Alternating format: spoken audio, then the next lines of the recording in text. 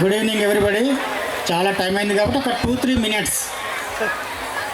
So పెద్ద కాలువలో నడుపుతున్నటువంటి Noble high school farewell day, school day, Chroma Carnival పేరు ఏదైనప్పటికీ గౌరవనీయులు నోబుల్ హై స్కూల్ కరస్పాండెంట్ అయినటువంటి మోహన్ రాజా గారి ఆధ్వర్యంలో నిర్వహిస్తున్నటువంటి నోబుల్ హై స్కూల్ వేడుకలకు ఇచ్చేసినటువంటి అందరి తల్లిదండ్రులకు నమస్కారాలు తెలియజేస్తూ కార్యక్రమం గురించి చాలామంది పెద్దలు మాట్లాడడం జరిగింది. సో వేదిక మీద ఉన్నటువంటి పెద్దలు మరియు ముందున్నటువంటి గ్రామ గౌరవ పెద్దలు చాలామంది వెయిట్ చేస్తూ ఉన్నారు.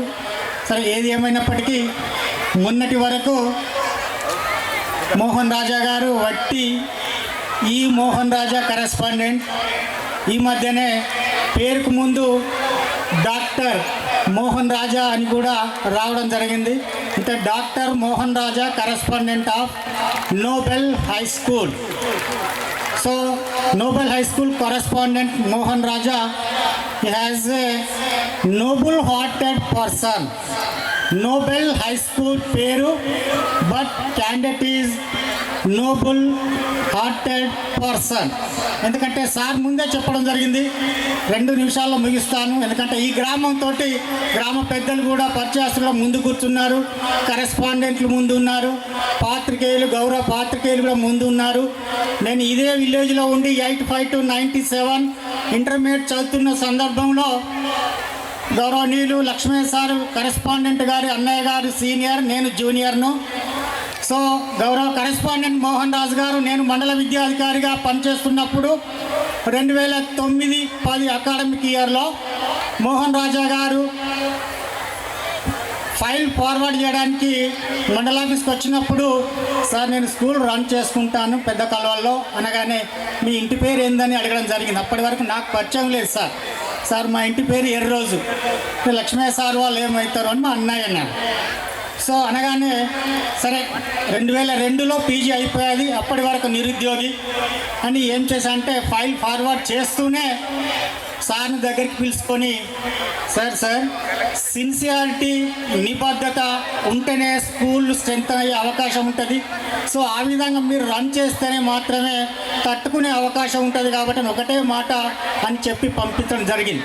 కానీ 15 సంవత్సరాల ఈ పీరియడ్లో చూసినప్పుడు అసలు నేను ఇప్పుడు మెమరైజ్ చేసుకుంటే సార్ను చూస్తూ ఉంటే నేను ఇప్పుడే సిన్సియర్ని కాదు, నేను గత జన్మలో కూడా సిన్సియర్నే నిబద్ధతని పాటించిన వ్యక్తిని అన్నట్టు మూమెంట్స్ను ఇప్పుడు ఉన్నటువంటి పిల్లల పేరెంట్స్ చూసినట్టయితే ఆ విధంగా స్కూలు రన్ చేస్తున్నాడు. కాబట్టి సో నాణ్యమైన విద్యను అందించడానికి ప్రయత్నం చేస్తూనే సార్ ముందు 2 అక్షరాలు డాక్టర్ అనే పేరు వచ్చింది కాబట్టి డాక్టర్ అనేది 3 లేదా 4 రంగాల్లో ఇవ్వడం చూస్తూ ఉంటాం.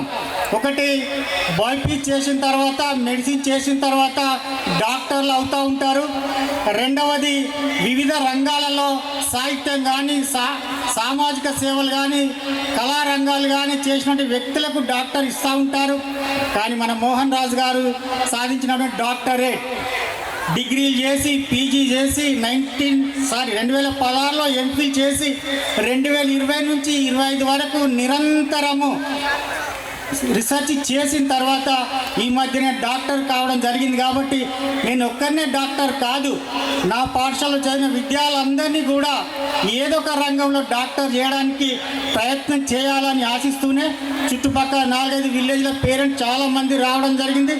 సో మీరు పంపిస్తున్నటువంటి విద్యార్థులను నాణ్యమైన విద్యను అందించడం కాకుండా ఈరోజు మీరు వచ్చినటువంటి ప్రత్యేకంగా మీరు పంపిస్తున్నటువంటి విద్యార్థులు కేవలం చదివే కాదు, వారు నేర్చుకున్నటువంటి కోకర్ల యాక్టివిటీస్ ప్రదర్శించినప్పుడు మీరు ఆశీర్వదించి వారి యొక్క కళా నైపుణ్యాన్ని చూడడానికి కూడా రావడం జరిగింది. చిన్నాళ్ళు కూడా చాలామంది వెయిట్ చేస్తున్నారు. సో వారందరి కళలతో పాటు వారు చేస్తున్నటువంటి ప్రజెంటేషన్ కూడా మేము అందరము తిలకిస్తూ ఆస్వాదిస్తూ ఆశీర్వదిస్తామని ఆశిస్తూ ఈ వేదికని ఈ గ్రామంలో ఈ 2 విషయాలు మాట్లాడడానికి అవకాశం ఇచ్చినటువంటి గౌరవనీయులు మోహన్ రాజా గారిని అభినందిస్తూనే ఆశీర్వదిస్తూనే ముగిస్తాం. Thank you వనండా.